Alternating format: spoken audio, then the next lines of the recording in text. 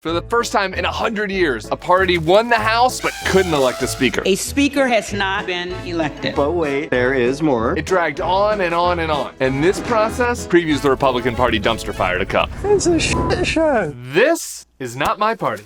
Brought to you by the Bulwark. Kevin McCarthy wished and wished to be Speaker of the House. Your wishes come true? I'm sorry, Kevin. His whole career has been a desperate attempt to put his Muppet face on a portrait in the Capitol's hallowed hall. My motives are purely altruistic, I assure you. 7 years ago, he was on the cusp of getting that wish. He was the next man in line after weepy John Boehner retired. It's okay for a man to cry. But the former high school football player fumbled on the 1-yard line. He accidentally admitted that the Benghazi investigations were political stuff. Everybody thought Hillary Clinton was unbeatable, but we put together a Benghazi special committee. What are her numbers today? Kevin, don't! Which made his team look terrible, so they benched him. This time, the classic establishment Republican tried a new approach. He figured he could get to the speakership by being second to none and sucking up to Donald Trump. No one's ever done that before. He even went so far as to pick the Starburst colors Trump doesn't like out of a jar before giving it to him as a gift. This dude has groveled for the gavel. Have some self-respect. And this week, he's been denied his prized possession repeatedly, losing on ballot after ballot after ballot in humiliating fashion. Oh, geez, that's embarrassing. Whipped into submission by a crew of nihilist, ultra-MAGA House Republicans made in Trump's image. He's a real role model. The 19 Republicans who started the uprising have been called the Taliban Caucus by some of their own colleagues. They include alleged underage sex trafficker Matt Gaetz.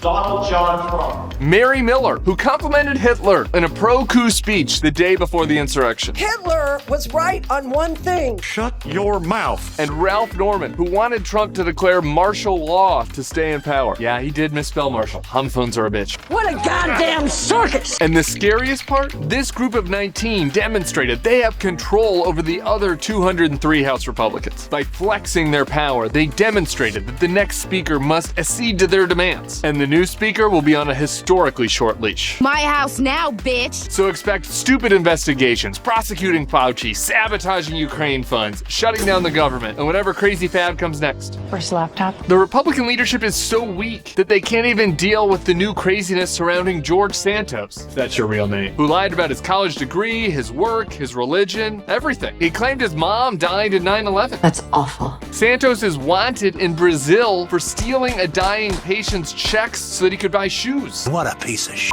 Dude is a walking red flag. If your friend brought him home from Christmas, you tell them to run as fast as possible before they got Dahmer. A normal party with a strong leader would have had Santos out on his ass before he could say Jew-ish. Guys, I'm Jew-ish. But there he sits, along with the rest of them. These Republicans are enabling that sociopathic creep along with all the rest because they got smoked in the midterms, shredded their integrity during the Trump years, and now need every vote they can get. What a bunch of losers. Nihilists, con men, chaos. This is the reality of the new Republican nuthouse, and it's not changing anytime soon. So Kevin, or whoever ends up finally getting the speakership, congratulations on the painting and the title. But as the old saying goes, be careful what you wish for, you just might get it. We'll see you next week for more Not My Party.